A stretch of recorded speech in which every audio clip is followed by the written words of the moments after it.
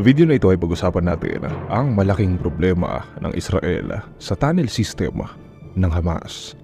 Alam nyo, habang lumalalim nga yung opensiba ng Israel doon sa Gaza, mas lalo silang nagkakaroon nga ng ideya kung gaano nga kakomplikado ang laban nila kontra dito sa teroristang grupo. Ang akala kasi nilang peligro hindi lang pala sa ibabaw ng lupa, kundi pati sa ilalim. Ang alas nitong kanilang kalaban ay nakalihim at talagang malalim.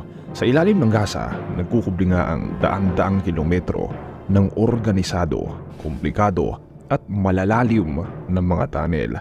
Taong 2021, binanggit ng Hamas na nasa 500 kilometro umano ang kabuang haba ng tunnel na nagawa nila sa ilalim ng syudad ng Gaza. Alam nyo kung imamapa natin yan gaano nga kahaba?